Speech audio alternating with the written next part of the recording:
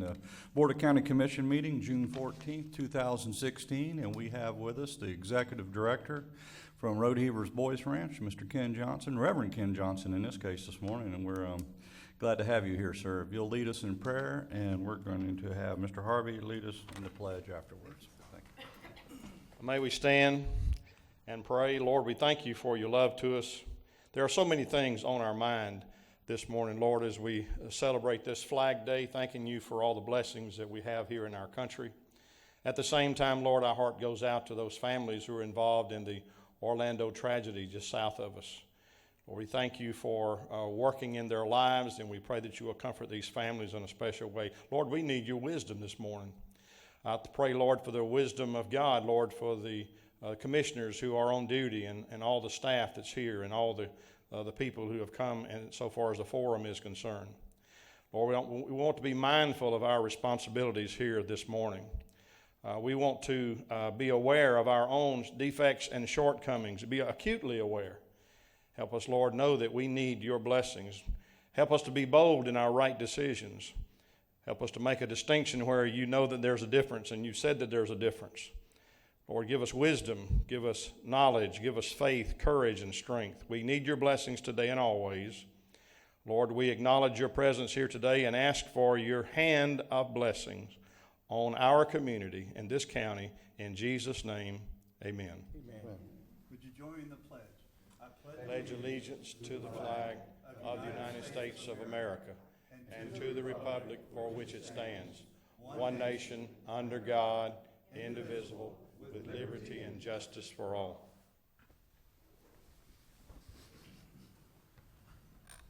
Okay, Commissioners, how are y'all this morning? I'm glad. We've got the May 24th minutes in front of you on the agenda. Mr. Chairman, I move approval. Motion on the floor. Second. We got a second. Okay, any further discussion? Hearing none, all in favor signify by saying aye. Aye. The minutes carry. Okay, at this time we have Linda Myers, our tax collector, is with us this morning with a recognition, and good morning to you. Good morning. And happy, enjoyable Flag Day, historic day for America. We're glad to be here on that day. Interestingly enough, we're here to celebrate another one of Putnam County neighbors that works in the tax collector's office, and it's Richie Morris. But I would be remiss if I did not recognize my predecessor, Ken. What was his name? Mahaffey. Ken here, because I am sure, and am I correct, Ken, you probably hired Richie Morris. So it would be my pleasure to stand with you today as we recognize Richie Morris. I think Ken is happily retired. He is happily busy.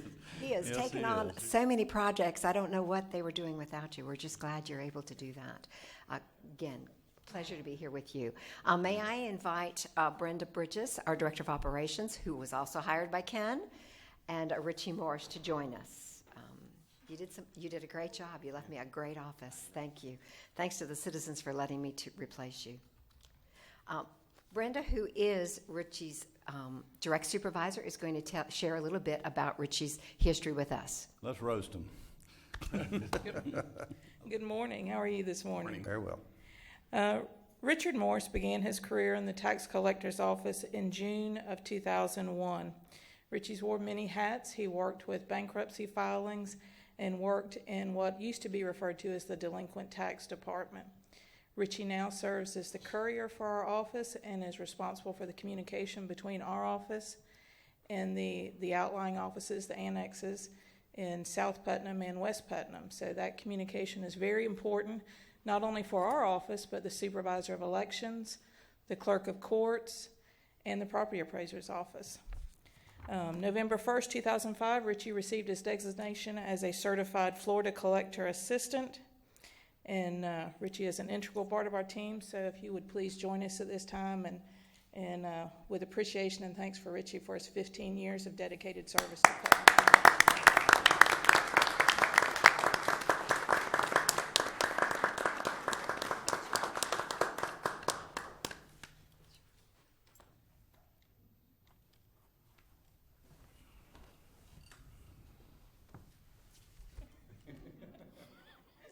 She's so good. Thank you very much. Thank you very much. Before we have a chance to leave, I did want to say Richie took on that new job as the courier. It was a collaborative effort between the property appraiser's office, the clerk's office, and the supervisor of elections in our office. At one time, we actually hired that service out, and we found that when we came together, we actually had a better situation and we used our employee more effectively. And Richie has taken on the responsibility. The clerk's office has our backup for when Richie is not available. So it's just an example where Richie stepped up in a new position and made it as good as it is for Putnam County. And I have to thank my partners in that, making that work. Before I leave you, of course, I always tell you the specialty tag of the month. June because of Flag Day, and July because of July 4th, of course, historic points in the history of our country. We are doing patriotic license plates. Please stop by your tax collector's office, the Palaca office, and we have a wall of probably 10% of what's available. There's almost 100 that have to do with military. Well, that's probably an exaggeration. Probably close to 50 that have to do with military, and in most of them you actually had to have served. For example, there's a Korean War veteran tag now. Kind of a new one, but you have to have orders that showed you actually served.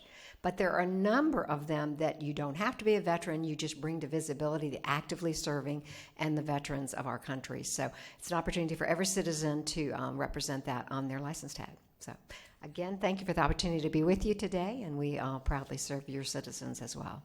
Thank you, Ms. Myers. Always have you. Nice to have you in the room. Thank you. Okay. All right, commissioners. We will go to public comment at this time, and first on our list we have Taylor Ruckowitz, and then Faith Sparkman after that.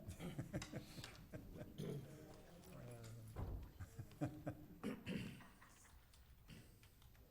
wasn't supposed to be doing this. My new Facebook friend. Oh! Whoa. Later we'll get. You have to, Taylor, if you would, little mic etiquette here. You have to get real close and speak right into that mic. Good morning. Good morning. On behalf of the QI Roberts Junior Senior High School Band, we would like to thank you for coming to our school to hear us play. It meant a lot to us. We also have a special thank you to Mr. Harvey for cooking our chicken for our Christmas concert. For without him, it would not have been such a success. Mr. Flagg, we also have a special thank you to you for donating the musical instruments from your church. It helps us a lot. Excuse me. Again, thank you for all you do. Hope to see you again this year. Sorry, I stutter a lot. Thank you. There we go. I will pass that on. Thank you.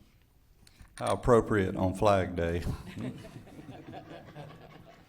Again, QI Roberts would really and truly thank you for all that you do for us when we have our concerts. And we hope really to see you all again. You will get special invitations from the children. Thank you. We thank you. Thank you so much. Okay. Ms. Sparkman, you're next.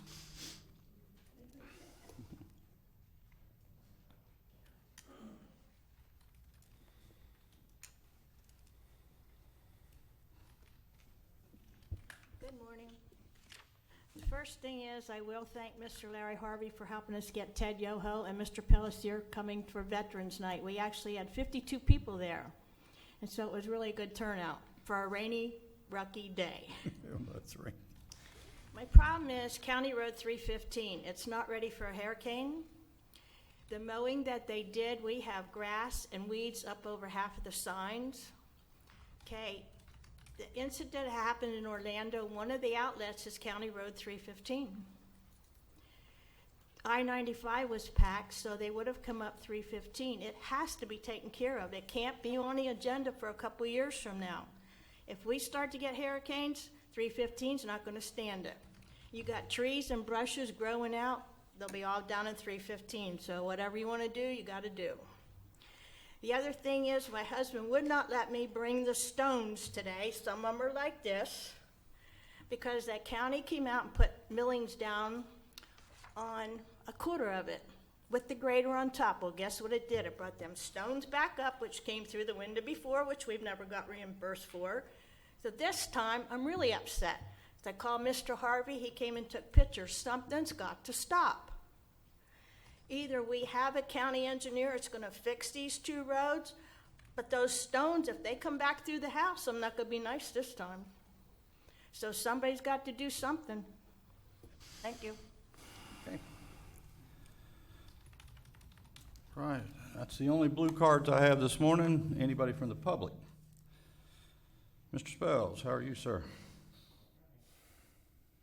John Spells, 106 Citrus Lane. I got several issues I want to bring to your attention.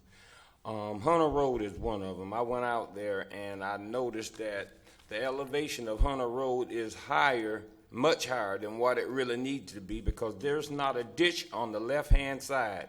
And with that road elevated at that height, everybody's yard going to be a retention pond. And I don't understand why did they elevate it so high when they could have actually stayed at the grade that they just about already had with that other stuff they put down. But now everybody's yard, when it rains, going to flood with water on the left side. From Church Road all the way down to Sweetwater Creek, there's no culverts under no driveways. There's nowhere for the water to actually go. So everybody's yard going to get flooded. And I'm just curious, on Church Road, coming to Hunter Road, there's a void in the middle. Is they going to tie that pavement into Hunter Road pavement, or leave a dirt spot in between the both of them?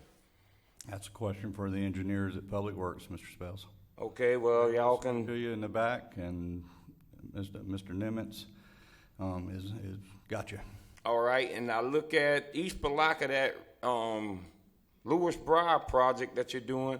I don't understand, why did they make that road so narrow? If I'm coming up Putnam Boulevard and want to turn on the Lewis Briar, I pretty well have to wait till there's nothing on that road in order to swing in there to come in with a trailer. Now, the road that y'all said wasn't wide enough to go around that corner, I can pull my truck and trailer all the way around that, but that little narrow road there, it ain't very much wider than the rails and trail.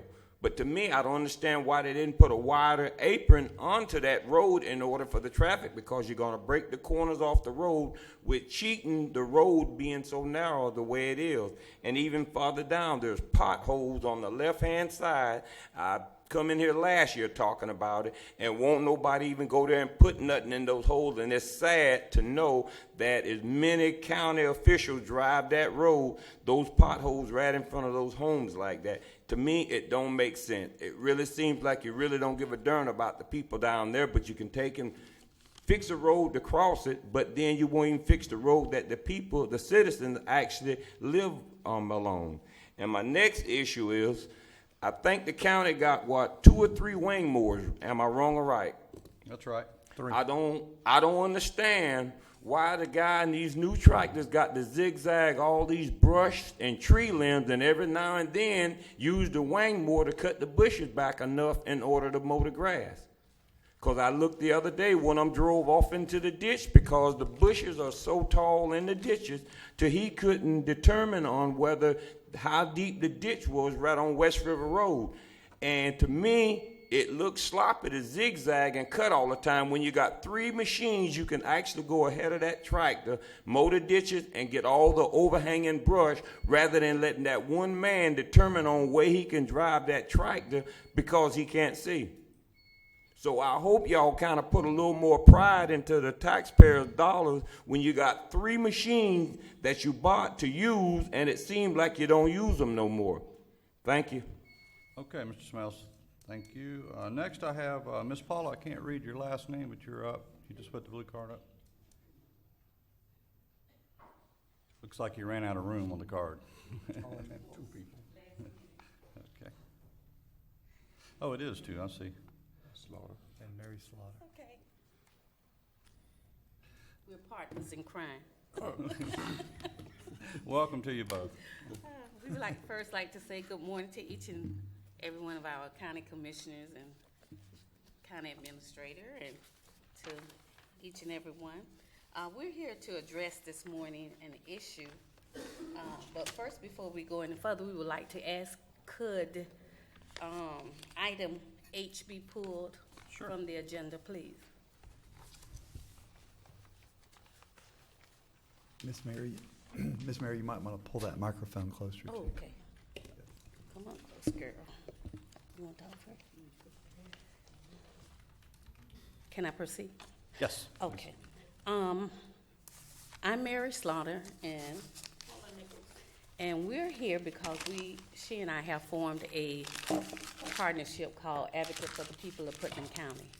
And what we are trying to do, what we have been fighting to do, is we work with USDA Housing, with Brenda Bryan out of Ocala, Florida. And we're in the process of trying to get help for people in the south end of Putnam County. We have taken over 200 applications, and out of those 200 applications, every one of them has been rejected because for the simple reason of the credit score and a other number of other things. But we are aware that there has been hardship that they can kind of lean toward to kind of help, see can they help some people, but we haven't heard anything as of yet. So we have been looking into a lot of different things because the south end of Putnam are in dire need of help. It's like I know y'all get so tired of hearing this, but it's like we get leftovers, we get looked over. There's nothing there for decent housing for people. And if you come and visit the area, you have a lot of people living in mold-infested house, black mold, and deplorable conditions. And we're trying to make a difference in our community, not just for South Putnam, but we're doing it for anyone that want to come and put in an application. We're there to help. We were told by Mr. Harvey, we thank God for him, that there was Fed gave Florida $50 million to improve public housing. The federal official, yes, from the Department of Housing and Urban Development. And we was wondering, could any of that money be filtered in as far as helping us maybe think outside the box to get some of this money, even to maybe buy up HUD housing so we can fix them up and rent those out to people, so to try to make a difference, because this can't keep happening.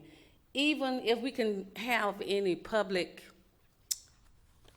housing built, there has to be a remedy for this solution, a solution for this remedy, I'm sorry. And we're here to ask the North Florida Regional Council, Mr. Brian, if he can help in any way, shape, form, or fashion. It's just like we've came against a brick wall, and we can't proceed any further. We have been told numerous of times that we can get this, we can do this, and then when we get to that point, there's that wall. We can't proceed any further. Let me ask you, in the Marion County region, are you working with HUD there, is what you're telling me? But you've USDA. You're in a different district.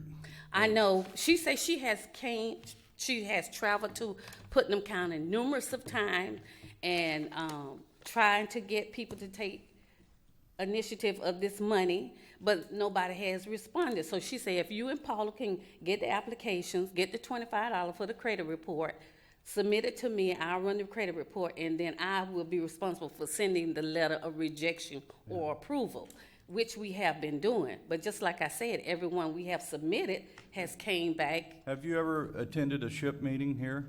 No, sir, I haven't. No, I haven't. That's one of the reasons why I wanted to pull item H from. All right, I'm gonna go on through public comment. Okay. And when we pull H, you'll have an opportunity to come back up Okay. and we can discuss it further. And I think there's some very important contacts that you're missing in this that we can straighten out. Yes, Commissioner Harvey. Thank you, Mr. Chairman. These two ladies have been tirelessly fighting for all of Putnam County Yes. lately, and Congressman DeSantis' office, Robert Munns, has been working. We came very close to having a housing summit with the players in the market, and didn't happen, but we're still hopeful. Robert's trying to still put all the pieces together. Mr. Chairman, I'd also like to say last week's board meeting at Northeast Florida Regional Planning Council, our chairman, Mr. Vernon Myers, has created an ad hoc committee on affordable housing. So I immediately put my hand up to volunteer to be on that committee. because I believe regionally and locally we can benefit from that. So with all that in play, Mr. Chairman, I think we're going to move this needle a little bit forward pretty soon. It's crucial we get in the right district. Okay. I know that. And you're in the Northeast Florida district, and you're now asking in Central. Now, they can guide you, but you're going to end up here. Well, the reason why we're working with her is because she said Putnam County did have an office here in Putnam County, but after, I guess, the response was so low that they closed a lot of the office, and that's the main focus point. That's the only office near is Ocala, so that's where we have to communicate with her. Sounds like communication's key here. Yes, yes it is. Yes, it is. So where's the So $50 million? Yeah, where's the $50 million? I like that, too. Yeah, who said that there was $50 million available? We received an email. We have it right here from, who's that? Mr. Harvey. That might have come from Mr. Munns. Well, let's move on for time's sake right now, and we'll pull it off the agenda under H, and that's something we can drill down on later. Oh, okay. All right. Well, thank you. Yeah. Thank you. Okay, anybody else from the public?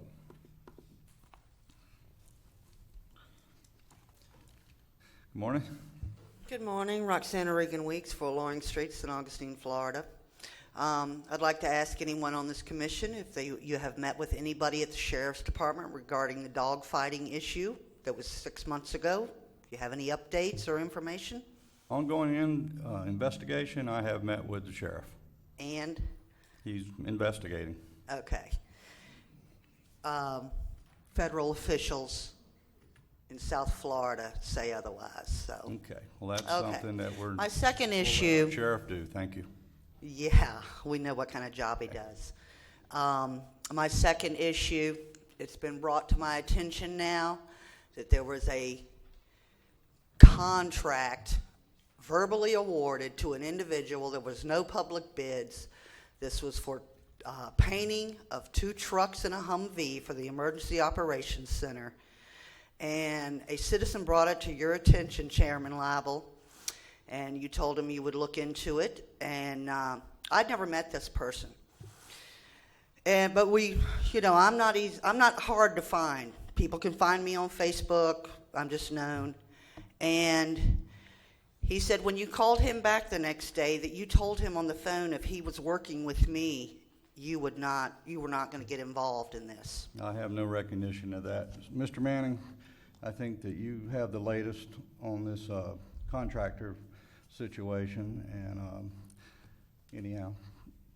It was brought to our attention that the business, it was an individual with a DBA performing the work, and it was brought to our attention that the DBA for that, the state registration for that DBA had expired. Mm-hmm. So I advised the purchasing department that they should not be issuing any further purchase orders and contact this individual to see if he wanted to get his license up to date, in which case they could continue utilizing this individual. There you go. Okay, let's go to the details of this then. We're not going to discuss the details here. This is public comment. If you have comments, go ahead. Well, I happen to know that the DBA expired in 2008 at a Jacksonville address. He hasn't been in business. He had no county occupational license. He's a non-existent business. This was not put out to public bid that's required. It was just a verbal thing over the phone. He was awarded on this particular contract in excess of $13,000. And I find that a lot for painting 2 trucks and a Humvee. And I've put in a public records request to the county finance department to see for the last 3 years what else they've paid this individual, because I don't know that this is the only job. I don't doubt the man that contacted me and told me about your statements. You and I, we've butted heads many times, particularly about animal control. You have nothing to do with this. It's your opinion, and you can state your opinion publicly from that podium right there. Okay, But other my than that, opinion you're not is- an official investigator or anything else.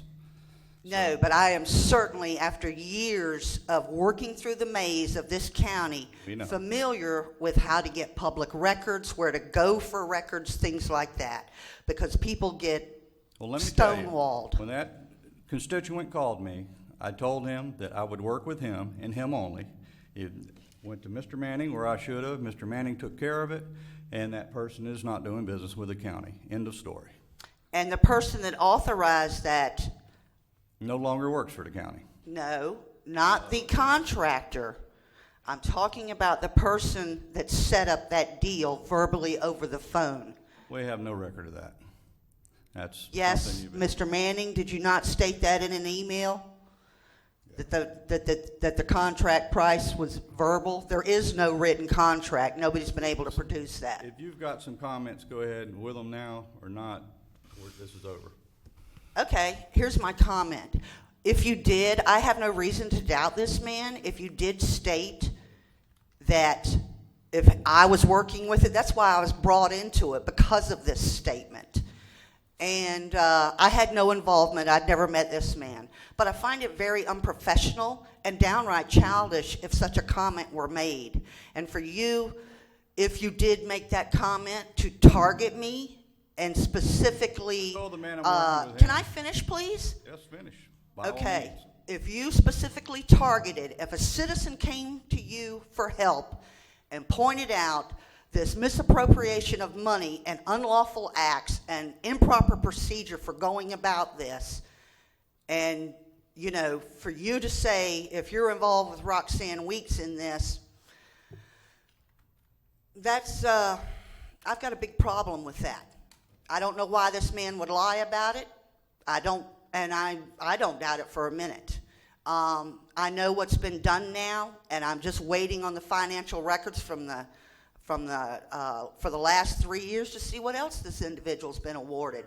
Because apparently this is one of those buddy jobs where somebody just called up and said, give him $13,000. Let him give no public bids, no written bids, nothing. And that's not the way this county is supposed to run. And I have knowledge from years of experience of how to work through this maze that is set up to keep people from finding out information. This is not a user-friendly county when it comes to finances and public records and things of that nature. And I just don't appreciate being targeted and set out that I'm just somebody to stay away from. And I just know that the law says people have a right to know. We're the taxpayers. We're the citizens. Y'all work for us. So to do this to anybody, me or anybody else, Please wrap it up, Ms. Weeks. I'm done. I can see I'm wasting my time here. Thank you. Anybody else from the public this morning? All right, seeing none, we're going to move to consent agenda. We've had a request to pull item H. Commissioners, do you have any other requests this morning? Mr. Chairman, I'd like to pull item E for clarification. E and H, anything else? P for a little clarification. Okay. And item G too, sir. You had G, you said? Yes, sir. What was the other one? I think we got E, G, H, and P. Is that correct? E, G, H, That's what I and P. All right, let's take a Mr. moment. Chairman? Yes. I was gonna make a motion to approve items Please. A, B, C, D, F, I, J, K, L, M, N, O. Second? Good job. Any further discussion on those items? If not, everybody signify by saying aye. Aye. Aye, and it carries. Thank you, Commissioner Flagg. Yes, sir. Okay, give us just a moment to pull all these. 24, 28.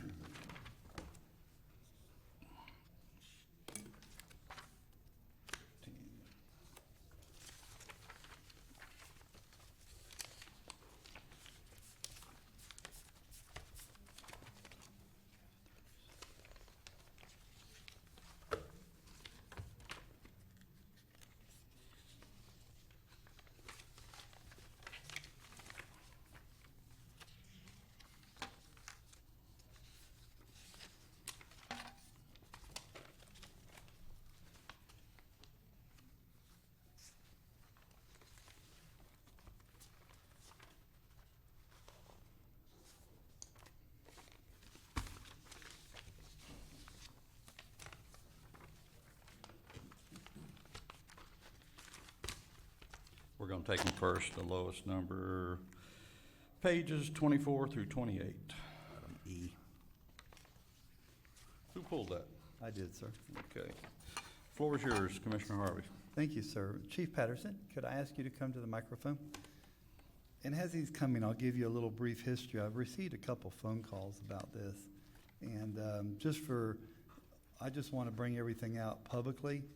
I'm sure Chief Patterson has done his homework. But one of the owners of this business is our medical director, who is employed by the county. And our policy states that he has to give you 6-month intervals regarding the nature and scope, and I'm sure he did. So what I'm trying to do is just make sure that our I's are dotted and our T's are crossed. Yes, sir. And the public knows that there's no shenanigans going on here, and this is a valid thing. And I have full confidence in you and your staff to make sure that this is right. Yes, sir. Thank you. Well, our medical director is a medical director for us, the paper mill, Seminole, Courtesy. He's medical director in a lot of places. Yes, sir. And he's a very good medical director. And actually, I didn't communicate with the medical director at all about this. They asked for 6 years. I agreed to meet him halfway and recommended 3. I saw that, yes, sir. And what else can I tell you, sir? Chief Patterson, you told me enough. Okay. I got one. Bring Chief it out on the Patterson, record, that's all. You Thank can explain or just share with us, the room here, what this company does in the way of saving our ranks time, money, and affords us, I had the same question for the chief. Sure. The ability to focus on what we do, which is emergencies. Number one, it's a private entity. It's a private entity. And we don't, there's no taxpayer dollars that I'm aware of that goes to Courtesy. They take people home. They do doctor's office, stretcher runs. They do things that we could not physically, we would be so backed up with 911 calls, it would be a nightmare. Yeah. So we don't want to do what they do right now. We can't afford it. If we could afford to put on a lot of staff and trucks and all that stuff, which sure, but we cannot afford it. Share with the commission what you told me a couple days ago when we were talking about this subject, as far as if we run short on ambulances, he's able to commandeer one of these things. Well, we've done it. We had the school bus turnover out in the west end of the county. In fact, we called the cavalry, their backup that we don't have to pay for. I mean, they're sitting there ready. They're not advanced life support, but they can transport, and they are EMTs. They're all EMTs. And so, in addition to that, if we had an ambulance, I had no spare ambulances yesterday available. If we broke down one, we were out of an ambulance. I could pick up the phone, call Courtesy. Florida law in 401 says we can move a basic life support truck up to an advanced life support truck, and we would put one of our paramedics on there to cover, so we would have an adequate number of ambulances available to respond to 911 advanced life support calls. And then when we got something up and running, we would take that back down. They're very handy often. So I have no vested interest in it other than for the benefit of the county. And I find that very beneficial. Mr. Chairman, I'd like to move item E for approval, please. Let's make a list and we'll take them all at once. Okay. How's that? Thank you, Chief I'll withdraw. Patterson. Appreciate it. Thank you, Commissioners. Okay. You might need to stay. What's that? You might need to stay. Look, that'll be Quinn too. Item 30 through 37, guys.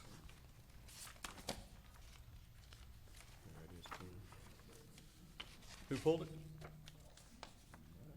You pulled it, didn't you? I did. Okay, Yes, sir. go ahead.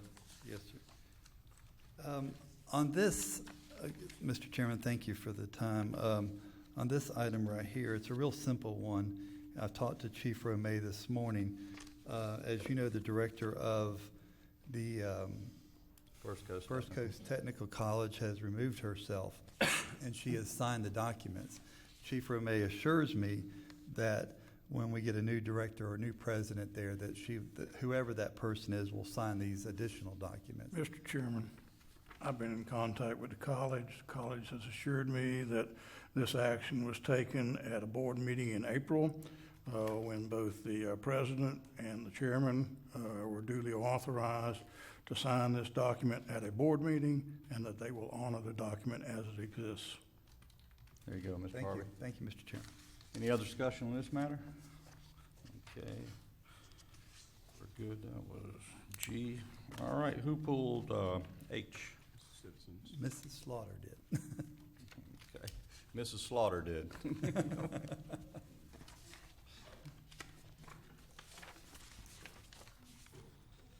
And Mrs. Nichols. Ms. Nichols, too.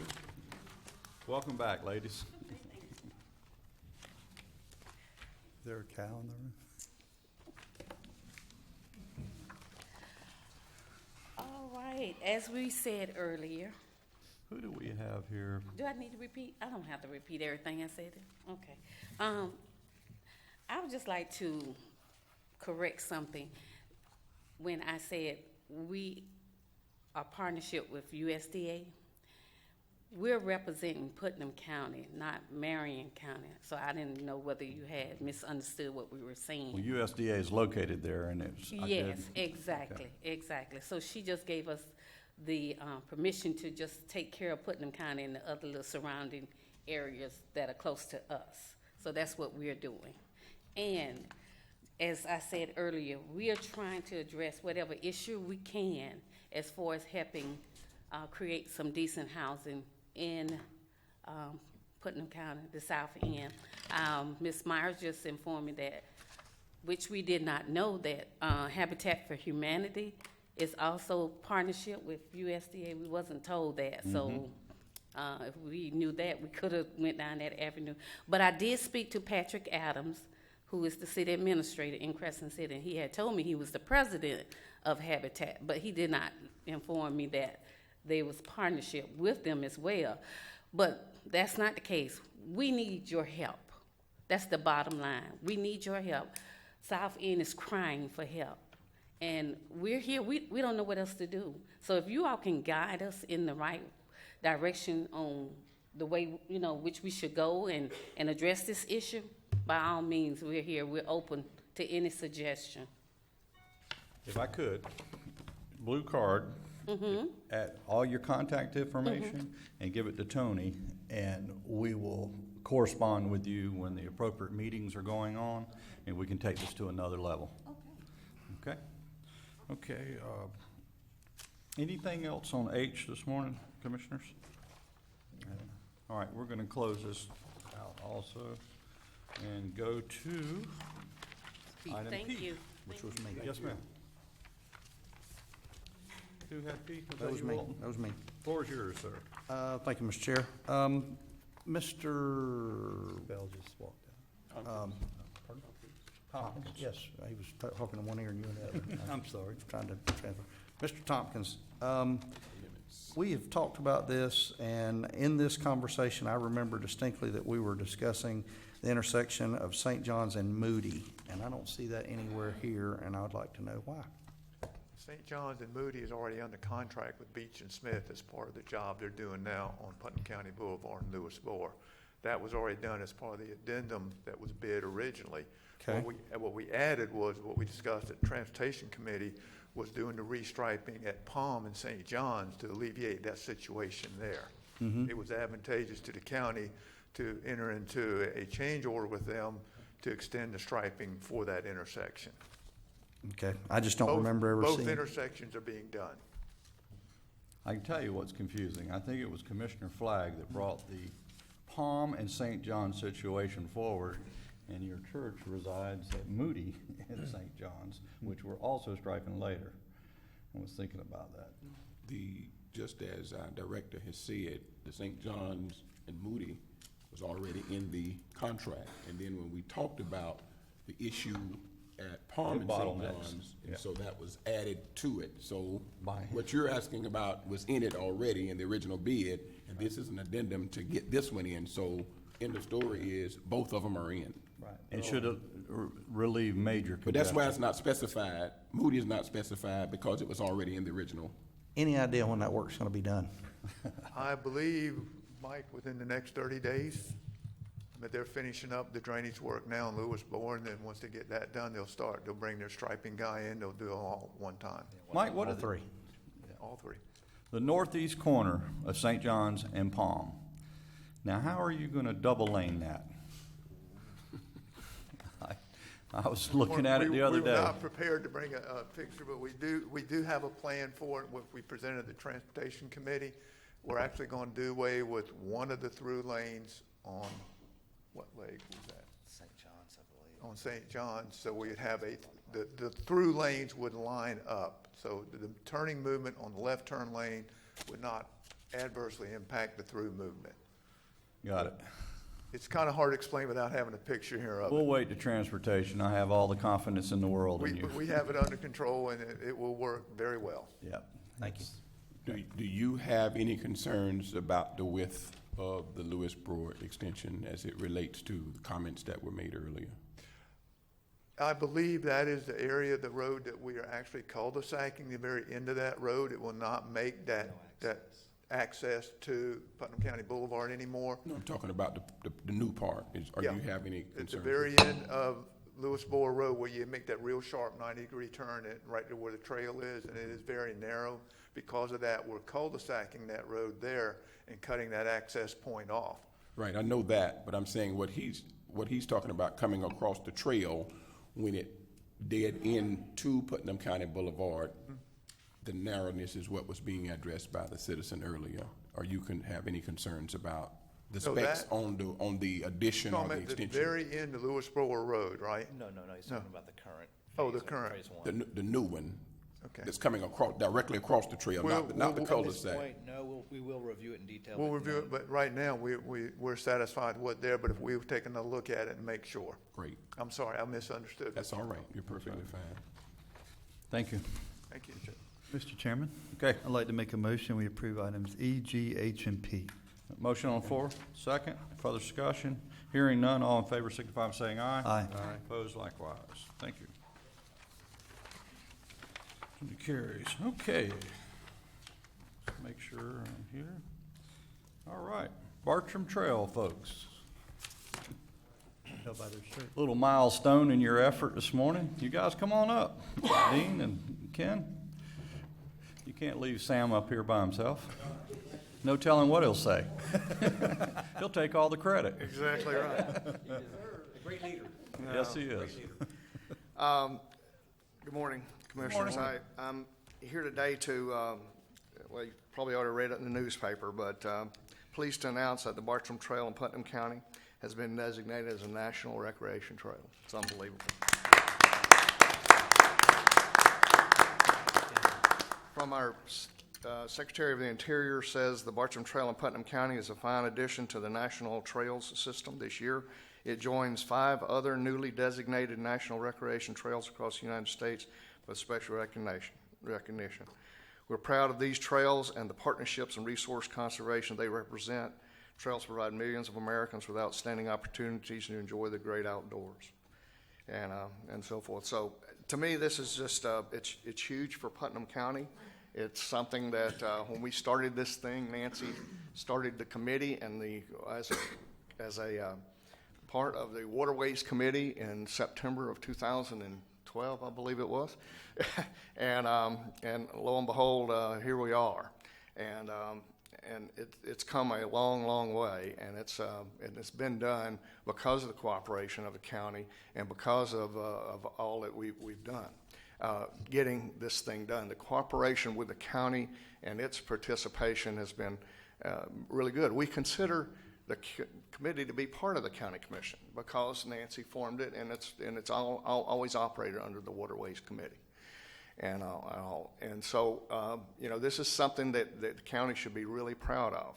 Not only that, but as I was reading the message from Secretary Jewell about the designation, it occurs to me, I was eating a chicken wing, and I didn't swallow the chicken wing, but then I thought, oh my goodness, now we're nationally recognized, people are going to start coming to Putnam County. Yeah, tell us, drill down on that, Sam, what it really means locally, this designation. You know, one of only 6 designated recreation trails in the nation in 2016 means that the National Park Service has this network of national recreation trails. And Putnam County, and the Bartram Trail in Putnam County is now one of that network. And so as they promote outdoor activities, they're going to be promoting Putnam County and the Bartram Trails in Putnam County. It's really amazing, to think of us being exposed that large. How this came to be was really simple, from simple but complex, I guess you would say. But we were at a meeting in Tallahassee, and we showed them our Bartram brochure that was created here in Putnam County. And the state official, Liz Sparks, looks at it and she says, "We ought to make this a national recreation trail." I'm going, well, I'll be honest with you, my back's a little tired right now. I'm not sure I can handle that. So she said, "I'll do it for you." And so she asked us for information, and we supplied it to her. And so the state of Florida actually was the one who applied for this thing and got it for us, because they recognize that that this is an ecotourism gem. And, well, it was a testament to your 3 and some others' hard work, let's be honest, on the grassroots level. Yours to be commended. I mean, it's amazing in 3 short years where you took this project. But there again, this is a Putnam County thing. The Putnam County IT department has created a website that is being copied by the University of Georgia, North Carolina, and Louisiana because of its content and the way that it's been designed and so forth. It's really excellent. So that's something that Putnam County really needs to be proud of. But we need to be ready for these people to come to town. Speaking of coming to town, we've already had the Paddle Rendezvous. Paddle Florida's come to town. Bike Florida has brought 2 groups in here, spending money at our restaurants and hotels to see this Bartram Trail. So it's working, and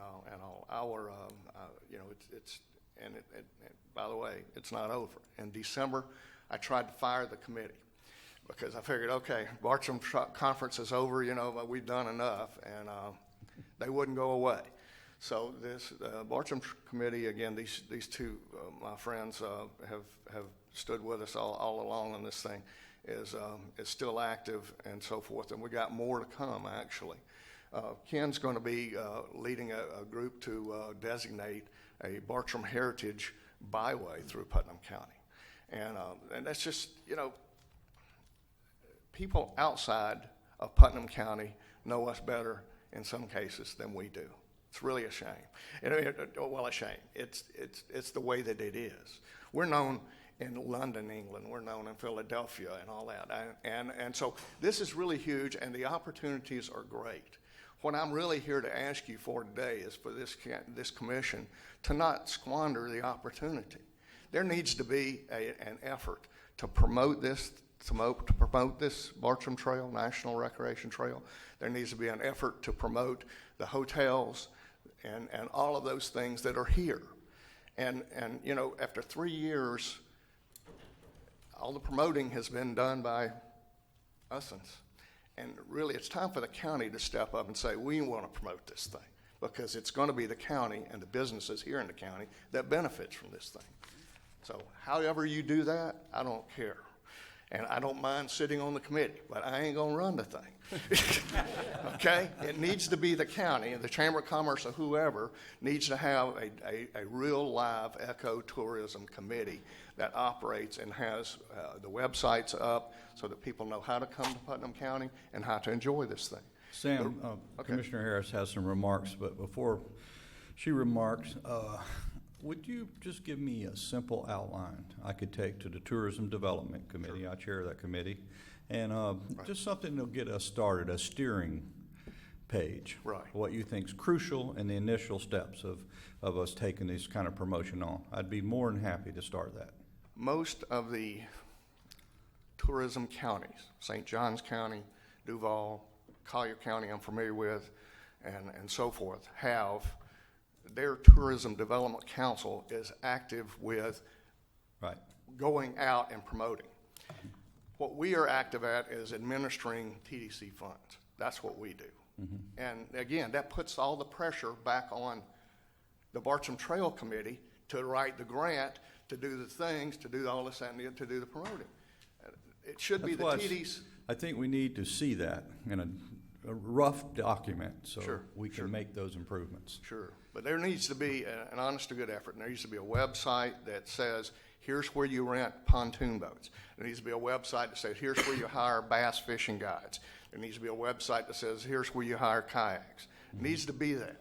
The county, we have all of that stuff in existence, but nobody has put it together in a format that the visitors will see.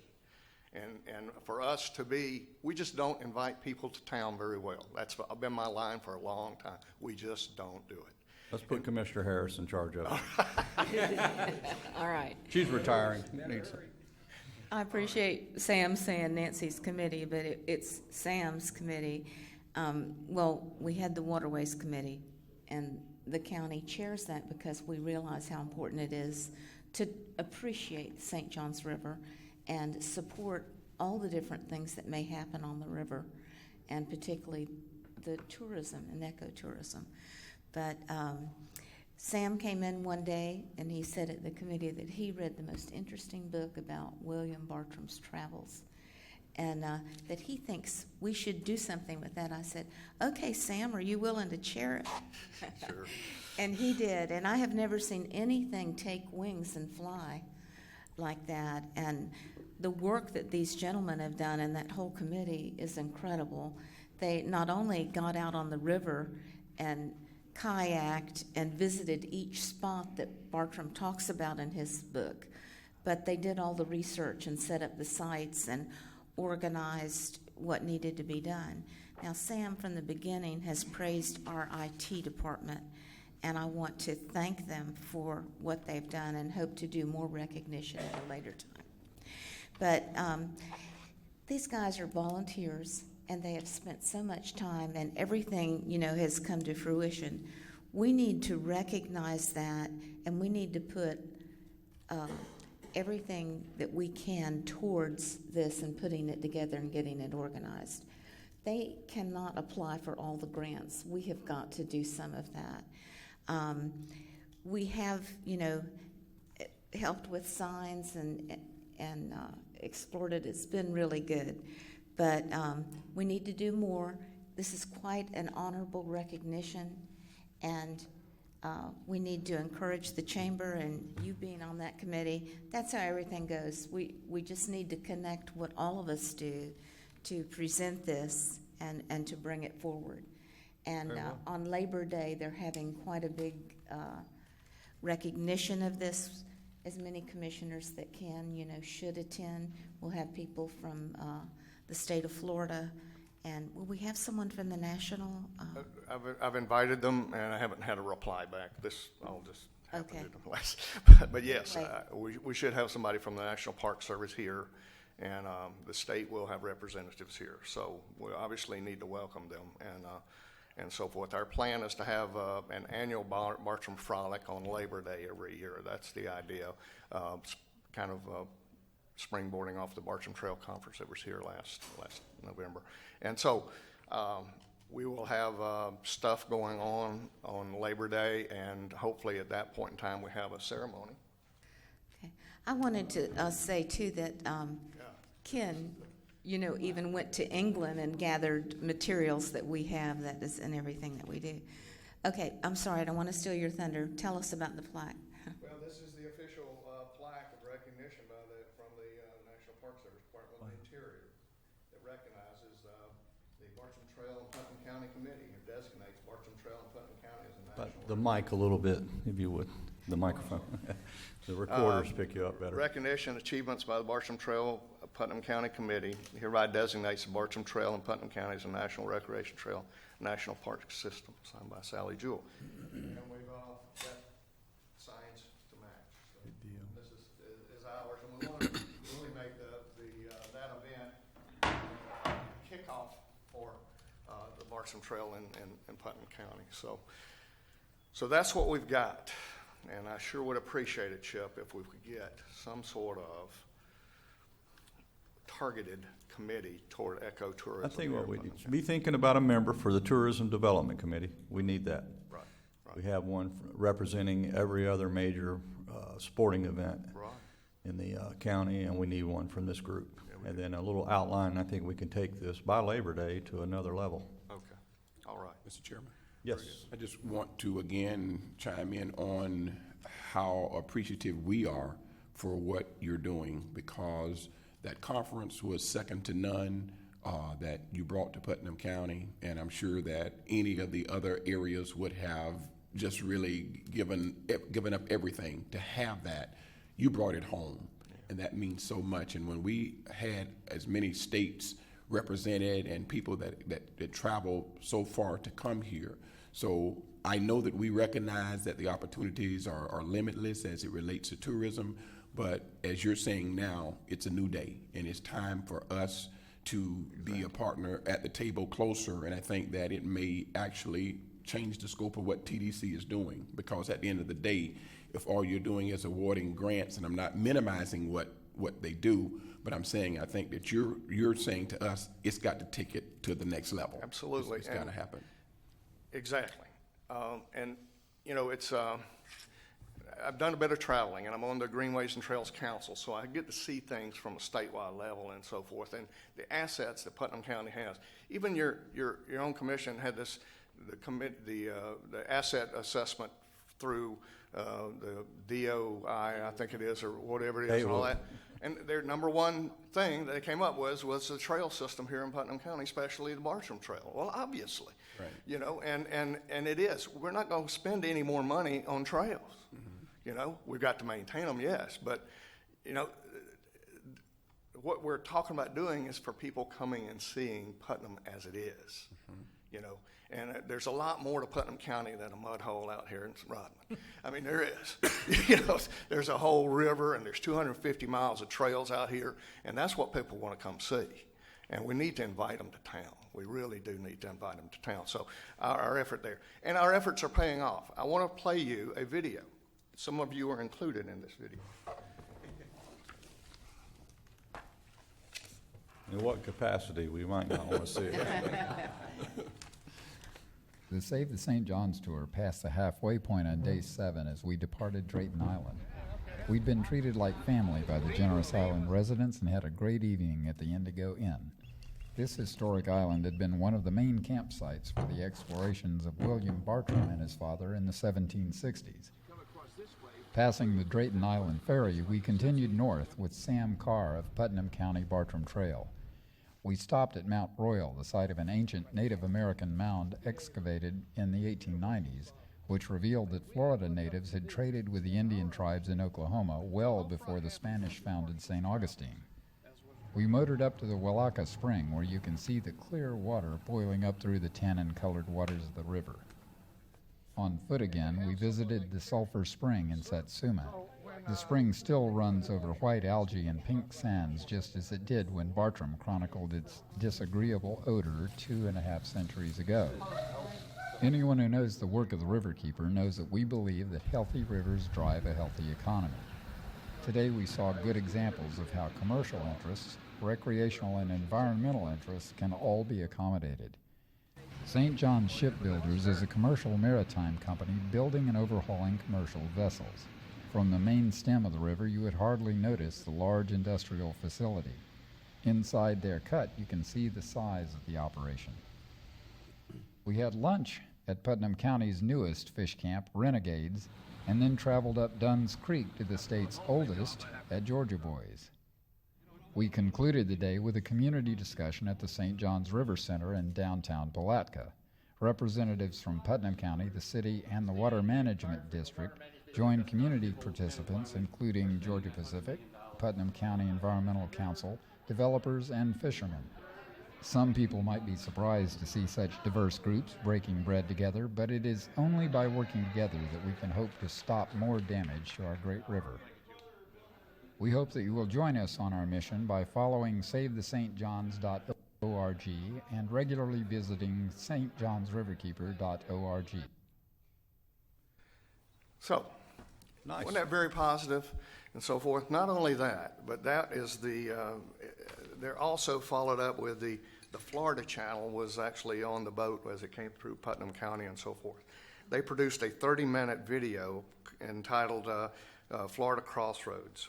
And out of that 30-minute video, easily 10 to 15 minutes of it was here in Putnam County. And that's been playing on PBS now or the It Florida airs Channel. on Sunday mornings Exactly. on PBS in Jacksonville. Exactly, and it's, and again, it included, a lot of that. Ken was provided the emotional close to the whole trip, and it was really amazing to see the exposure that Putnam County got because of its natural assets. So we'd appreciate any of the help you can get to keep this thing going. Appreciate if y'all would come out in September to frolic with us on the riverfront and help us as we get this Bartram Byway put through Putnam County. It's going to be awesome.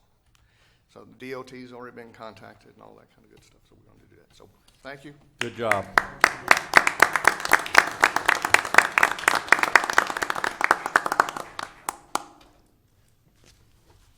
Everybody okay?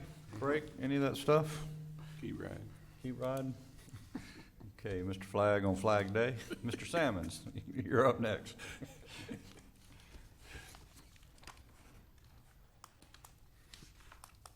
Good morning. Morning. Morning. I have two cases before you today, both fine reductions. First one is 2015-00274, 116 School Street in East Palatka, Antoine Dallas and Karen Sessions. This is a case of not being hooked up to the East Palatka water system. The length of time to achieve compliance was 9 months. The length of time owned by the two individuals is the entire time. Staff recommendation was that the fine be reduced to $827, which is the cost that was accumulated dealing with the case. It's paid within 60 days of the board action. Special magistrate recommendation was to concur with the staff recommendation, but he recommended giving the owners 180 days to pay the fine. Any questions? Mr. Chairman, I do. Go ahead. Mr. Sammons, it doesn't tell us how much the fine was.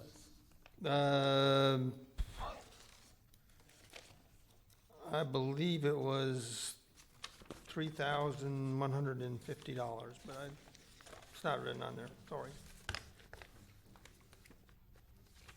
That's the only question I have. Anybody here from the family, from the Dallas family today? I got the impression from a communication they left me yesterday that they would not be here. Okay. So move. All right. Second.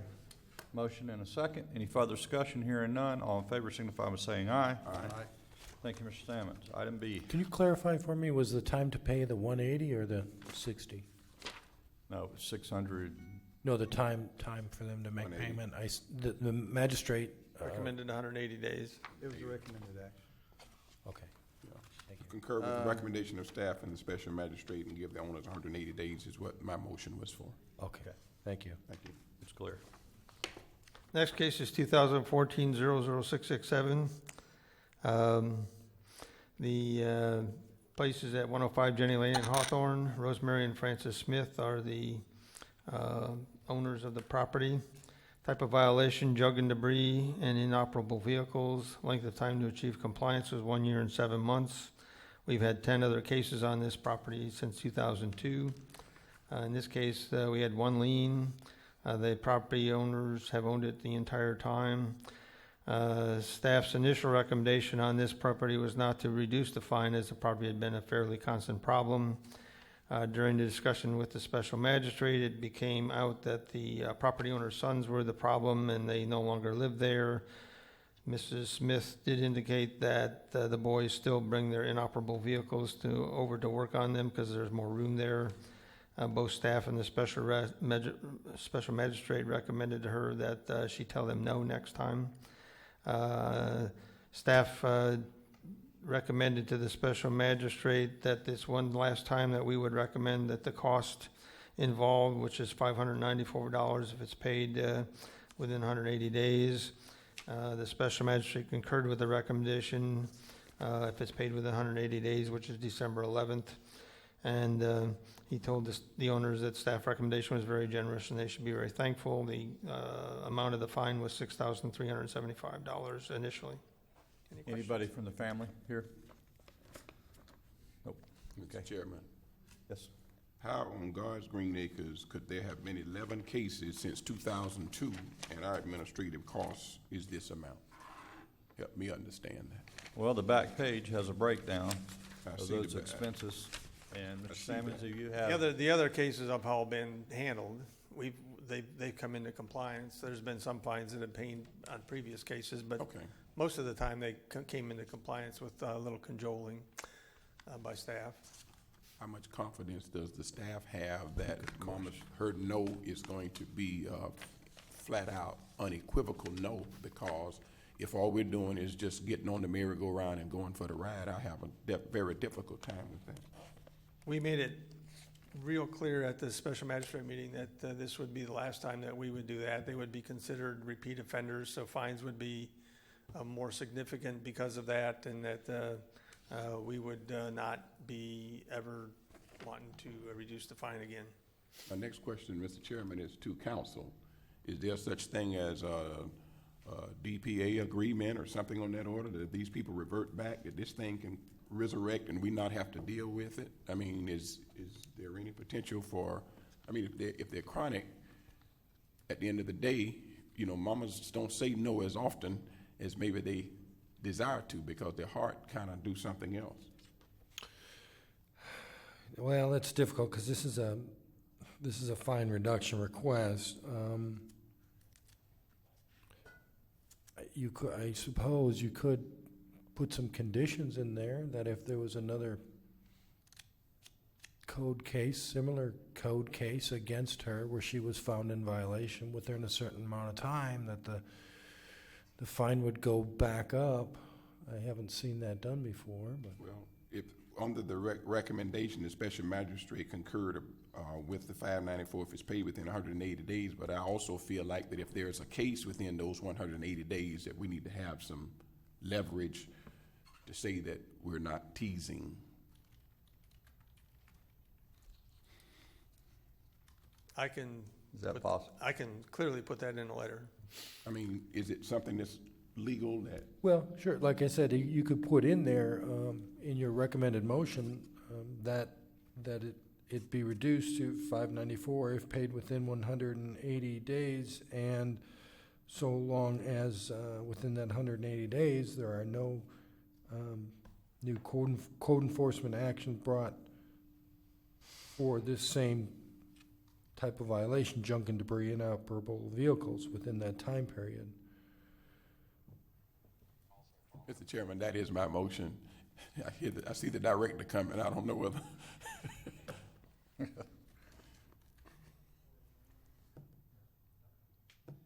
Mr. Chairman, I'll second the motion. Okay.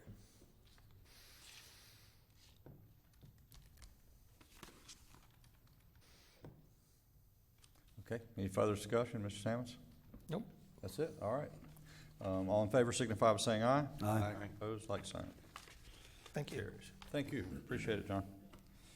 Okay, 10 o'clock certain on this public hearing. I think Mr. Holmes is representing, and we have Mr. Cadle from staff. Mr. Cadle, if you'll open it up for us, please, sir. Mr. Chairman, if I could, before we get started, just Yes. remind you that this is a quasi-judicial matter. Yep. Any ex parte communications should be disclosed at this time. Starting on my left. I have had no disclosures. I've had no contact with anyone. I have none. I have none. I have none. I have none. Okay, Thank you. you're welcome, sir. Mr. Cadle. Okay, good morning. Harris Burns Cato, Putnam County Plan Development Services. This is case LM 16002. The applicant is George Hill and REO Funding Solutions. The agent is Don Holmes. The request is for a future land use large-scale map amendment from agricultural 2 to industrial for manufacturing and distribution project or development. It's 3 parcels comprising in 29 plus minus acres, and it's located over by US 17 near the landfill, the county landfill. So I just want to go over process real quick, talk about what we're doing here. This is a large-scale map amendment. It does have a companion rezoning. We're not going to visit that today. We will visit that after transmittal. So at any rate, we've gone to the Planning Commission for the map amendment rezoning. Planning Commission has approved both of those, or recommended approval, excuse me. We're here for only the large-scale map amendment to transmit to the state. State reviews it, comes back to the Board of County Commissioners, hopefully in August the 9th, for both the land use map amendment and the rezoning. And then after that, if it were to gain approvals, it would go through the development review process, where we would go through preliminary review with the development review committee, and then final review and concurrency analysis thereabout. If there are any other questions about the process, I'll be more than happy to answer them. Okay. So moving on, we have the aerial. The subject parcels are highlighted in blue. The zoning of the subject parcels is agriculture. You can see there's the landfill PUD to the west, some commercial parcels located along the US 17 corridor, along with some industrial light and industrial heavy to the south on the US 17 corridor as well. Then we move to the future land use map. The subject parcels are A2 currently. There's a significant amount of A2 out there. There's also commercial along the US 17 corridor, the public facility to the west, and then industrial to the south. So to summarize staff's conclusions, the proposed amendment to the future land use map is consistent with and compatible with the goals, objectives, and policies of the adopted comprehensive plan for the following reasons. First of all, it meets the locational standards. It abuts US 17, which is a principal arterial. Staff did a traffic analysis which shows available capacity along US 17. FDOT did an analysis as well, which is consistent with the staff's analysis. And also, it does not require non-residential traffic to go through an established neighborhood. The industrial land use is consistent with the area. The landfill is located to the west. You have Seminole Electric, which is located to the northeast. You have Georgia Pacific, which is located to the south, the barge port, which has multiple industrial uses over to the south, and then some other industrial uses that are located in the vicinity of these subject parcels. And then finally, multiple modes of transportation, which is required by the comprehensive plan for industrial future land use, are located in proximity to the proposed site. Obviously, first of all, US 17, which connects with 295 up in Jacksonville. You have the rail spur out in Bargeport. You have access to the waterway over in Bargeport, and then finally the airport is located within 5 miles of the proposed site. And also the rezoning, which is not before you today, but the industrial future land use is consistent with the industrial heavy zoning district as well, just to point that out. And staff recommends transmittal of the proposed large-scale map amendment, and if there are any questions, I'll be more than willing to answer them. Questions, commissioners? Mr. Cadle? I have none, sir. Seeing none, okay. We're going to open it up to the public. Mr. Chairman, Yes. If I could, I guess two things. Correct my statement. I was thinking this was the rezoning, and this is the future land use, so that actually is a legislative function and not a quasi-judicial matter. So, for the record, I want to make sure that correction is made. Because that changes the hearing status? Right. Okay. So, Mr. Holmes, come on up. How are you this morning? Great, how are you? Good, thank you. Good morning. Good morning. Mr. Chairman, Commissioners. I'm here on behalf of George Hill and REO Funding. I'm here on behalf of two different applicants because Mr. Hill has completed the purchase of one of the parcels that is at issue. He is the purchaser under a contract of the other parcels subject to the comp plan amendment and the rezoning going through. Mr. Hill, in 2001 approximately, came before this body and your lower bodies to seek approval for establishing his business out on that area known as Marble today. He installed a plant that was state-of-the-art at the time and quite frankly still is, in that it uses computerized processes to move and cut all sorts of stone, marble, etc., and then provide it. He came on board in 2001. Things were great for a while, and then, as everyone knows, the building industry took a turn for the worse, and he survived. A lot of his survival was attributable to his ability to adapt and ship his product elsewhere, which he did. He now employs 54 people on site at his facility, and he desires to expand. Again, attributable to his efforts and his ability to market elsewhere, and the quality of the work that he's able to produce and the processes that he has. That process is very unique in the country. At the time he installed it, I believe there was not another one other than in the New England area, as I recall. So in an effort to do that, he's going to require a distribution warehouse and truck distribution facility, and that's why he went forward and was able to obtain contracts to purchase, and in fact has already effected one of the purchases of the property that's around him. You're familiar with a convenience store out there, I'm sure all of you are, that abuts 17, and I guess it's called Landfill Road. This property would be the property, accepting out that landfill, that convenience store property. It would be that property or that corner, moving back to his present facility approximately, and then towards the landfill, I think towards the property that FP&L has over there to the west. I won't take a lot more of your time. The staff recommendation, I was particularly interested in the statement that you're looking at a change of intensity but not an increase in intensity in the staff report.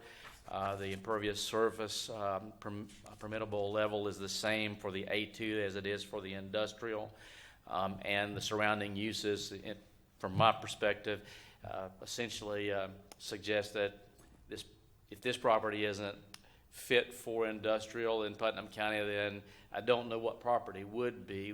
You're right on 17, which is a major arterial, but yet not one that's overburdened as of right now. So I'll be happy to answer questions, but except for answering questions, I won't take any more of your time. Any commissioners? Just one, trucks.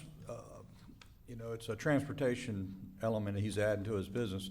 Mr. Holmes, where will they primarily exit and enter the highway, ingress, regress? Well, our original plan was to have them enter and exit off of Landfill Road. Mm-hmm. Of course, DOT may have something to say with where they enter and exit, but that was our original plan. As the site plan matures, quite frankly, it is his plan ultimately to have also right now his company is primarily limited to production of stone. Mm-hmm. At some point, he hopes to add the cabinetry to that, which would be a whole different distribution, both warehouse and network, but still on site. And so depending upon how the truck traffic, and also, quite frankly, you also noted that we have a wetland designation, although no one as of right now is certain that wetland designation is correct. The property is in planted pines, but it may be. And so depending upon how he has to work around the wetlands in developing his site, I won't commit that he won't be using 17 as an access point, but his plan is to use Landfill Road. Okay, we're good with that. We welcome, and you're to be commended for surviving. I go that way every day, and I said, how is he making it through the recession? But you did, and then we're proud to have you as a business, a very sharp-looking business. Absolutely. You're right, Mr. Holmes, it's in the right place. Mr. Chairman, I likewise was interested in, and I saw the letter from the Florida Department of Transportation. Before I drill down on that, I do want to commend the owners for the forward thinking, forward vision, and the tenacity of enduring this tough economic time that we have faced, not only as a nation but as a county. Mm-hmm. It says a lot.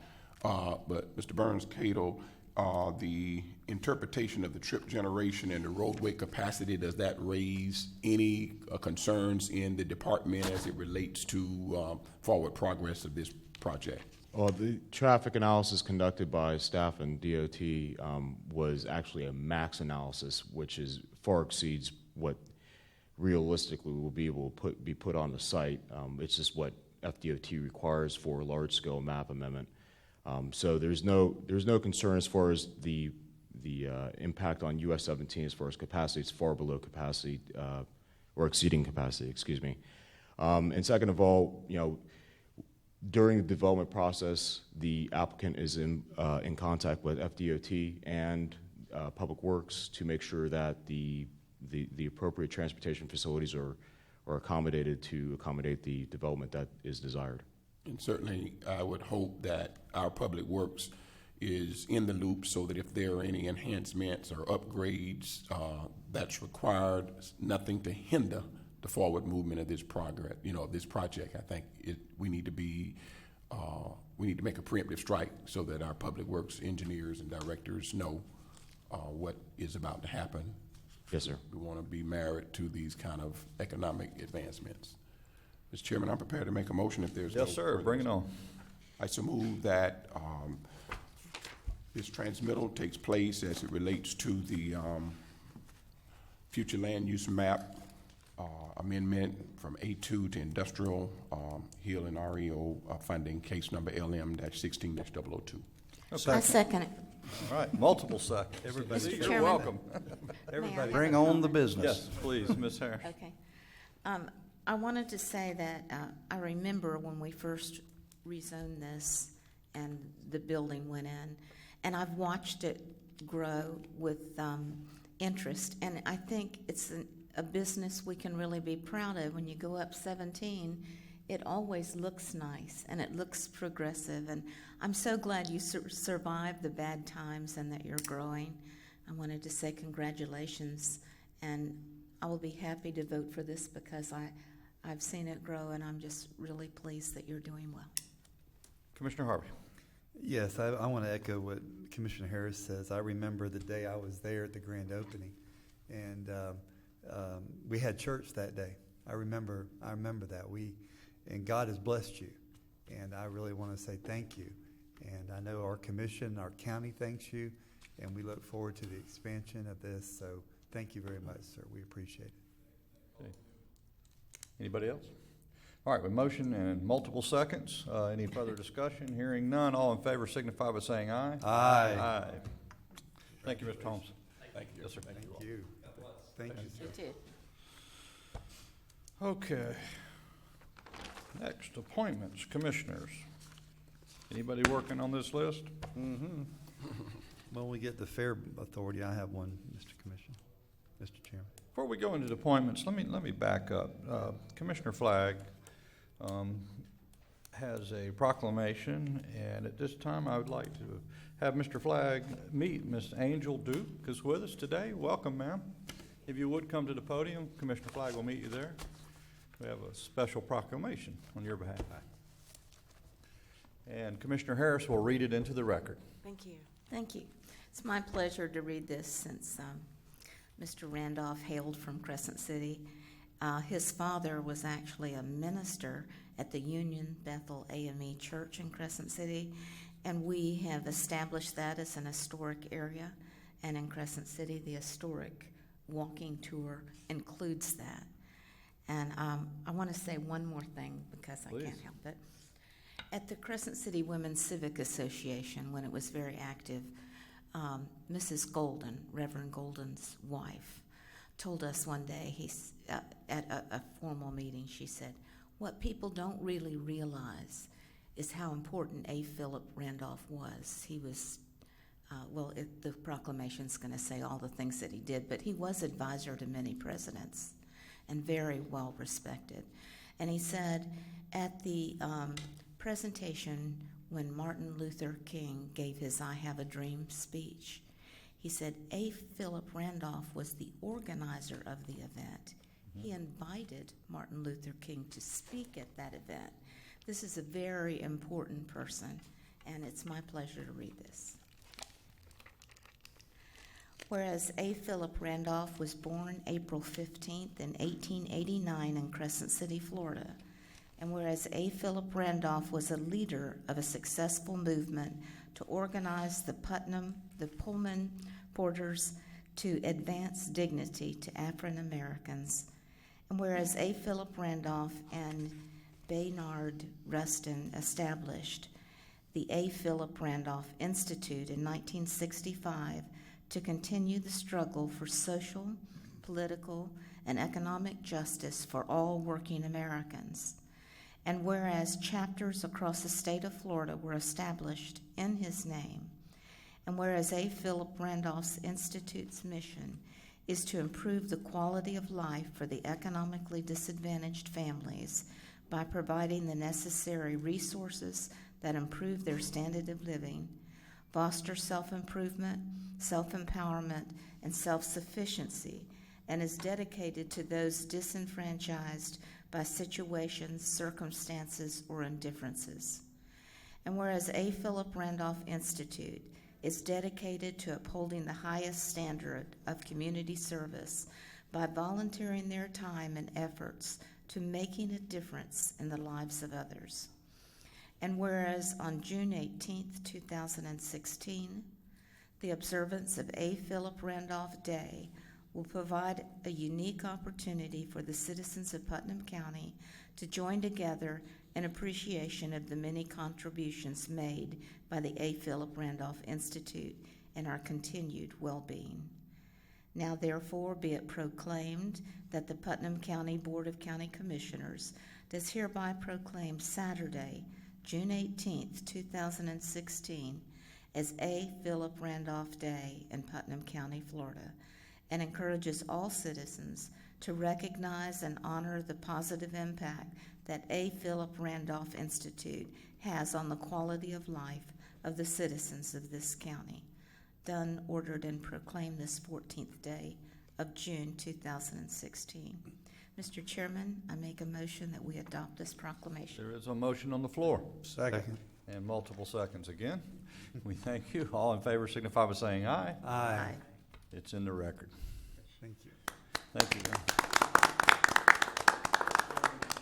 Would like to make some remarks, and she would also like to have a photo with all five of us before. We would like that too. Thank Sure. you so much. You know, it is such a pleasure to be before you this morning. When I left here sometime in the 60s after graduating from high school, I never knew that I would come back and be before the county commissioners. I never thought I would ever be in this building, but then you never know. You never give up your dreams and your hopes. And when you do travel around the world, as I had the opportunity to do, you bring all that back home and you share, yes? And that is what I've done. Came back home 5 years ago. I traveled around the world with UNESCO. Quite honestly, I had never heard of Juneteenth until I traveled. So once I learned about the significance of Juneteenth and what it meant to our culture and the world, actually, I wanted to bring all that back here and embrace it and then put it back into our communities. And our commissioners in Crescent City, Florida, our mayors, the mayor of Palatka, they all embrace it also. So here I am before you this morning. I thank you so very much for believing in Putnam County, believing about all the greatness that we have to offer, in addition to the regular mundane things that we can't. I believe in we can. And this is what we've accomplished. Juneteenth is a day of recognition around the world.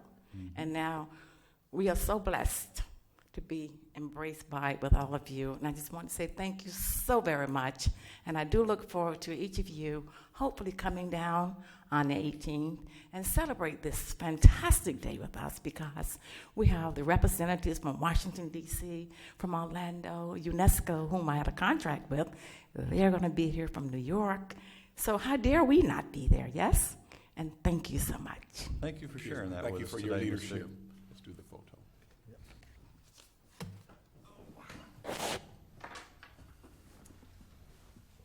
Who's our photographer? We need I can be.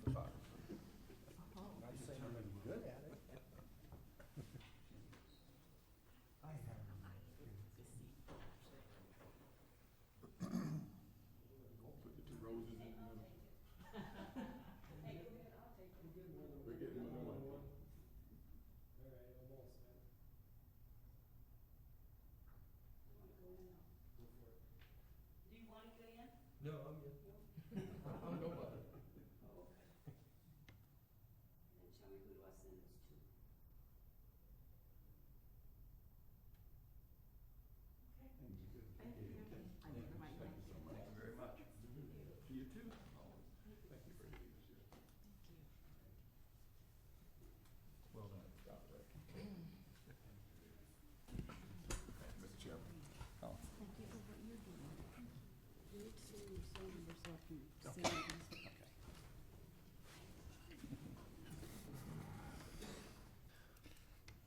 I thank Commissioner Harris and Ms. Duke for recognizing Crescent City's important role in this. Often it's referred to Jacksonville, and it burns me up every time they say it. They claim it, It should be Crescent City.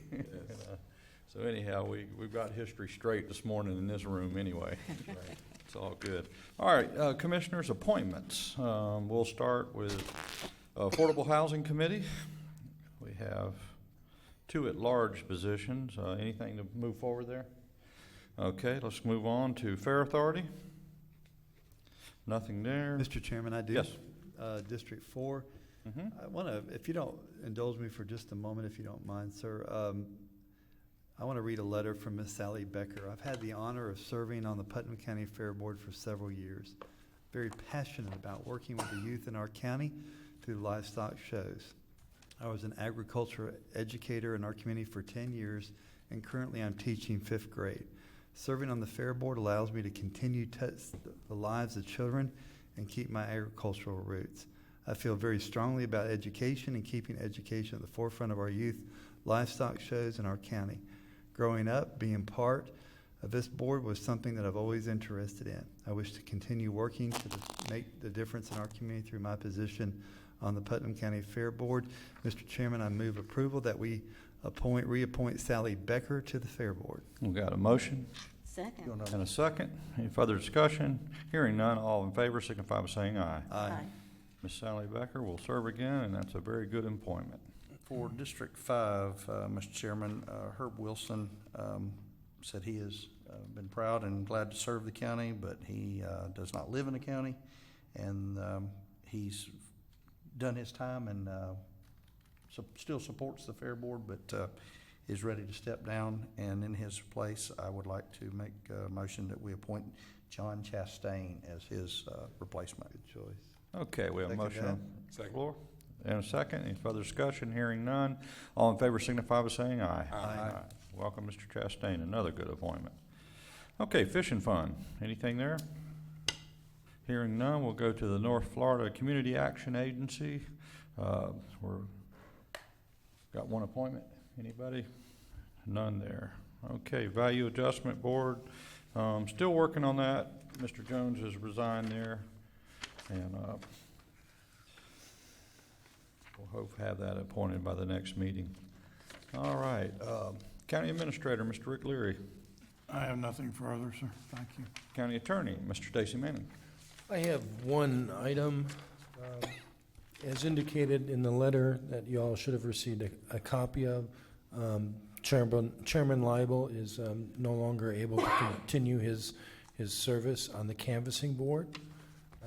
So this board needs to, according to statute, appoint a substitute for Chairman Leibel to serve on the canvassing board. The requirements for service are that the person not be an opposed candidate in the upcoming election and not be an active participant in the campaign of someone who is on the ballot for the election. So we're going to need this board to appoint someone as a substitute for that spot on the canvassing board. Okay, I can make Anybody can make a motion. It is a board action. Well, I'd like to ask Ms. Harris if she would replace me. I would. I was thinking of this, and I would like to do it, but I already have been helping some people in the upcoming elections, so I think that disqualifies me. You'd be disqualified from future action, but as you weren't on the board at the time, that would not be a disqualifying event. Okay, and the other question that I had is, I am not running. What is the date? Will I still be a commissioner in November? I'm retiring in November. So will I still be able to serve? I mean, I'm willing to serve after my term. I don't mind, but I don't know what I'm allowed to do. Well, since if this board were not able to appoint a substitute, then the chief judge would appoint an elector. So I think you're going to be okay there because you're still an elector. You're still living in the county at that point, correct? I'm still what? You'll still be a resident of Putnam County? Yes. Even after you've retired? Well, for a period of time. Right, Yes. up to the election. Okay. Yes. So. If I'm not Glad to mis- do it if I'm not making a mistake. I mean, if I'm not. if I'm not mistaken, and Mr. Overturf's in the audience, the election is November the 8th, and typically the week after that is when the incumbent or the new elected Next commissioner is sworn in. So 2 weeks. 2 weeks. Okay, good. I'll be glad to do it. Okay. Do we need that in form of motion? There would need to be a motion and a Offer vote. the motion. Second. All right, all in favor signify by saying aye. Aye. Thank you, Mrs. Harris. Your last task as an elected official. And I was responsible for it. Mr. Chairman, I do have a question for Attorney. Yes. Does that still leave me as the alternate? at It that does, point? it does, Okay. and actually that helps a bit because then there would have had to have been another alternate, so. And it also prohibits me from doing the same thing Commissioner Harris will. So- Correct. Okay. Okay, anything else, Mr. Manning? That's it. That's it. Okay, we go to Clerk of Court, Mr. Tim Smith this morning. We have no items today, sir. All right, sir. Thank you for being here. Commissioner comments, starting on my left, Commissioner Harris. I don't have any, thank you. Okay. I would be remiss, Mr. Chairman, if I didn't mention that today is Flag Day. I intended to give you all today off as a holiday, but on second thought, what better day to be doing the public's business, on a national holiday. And also it's Flag Day with 2 G's. Today marks the 30th anniversary of Carl and Terry Flagg. Oh, very good. Congratulations. Very good. That's a milestone in life if there ever was one. Anybody else to my right? I'm good, sir. I Thank you. have nothing. Okay, with So that being moved. said, we stand adjourned. Hey, 30 years. How you doing?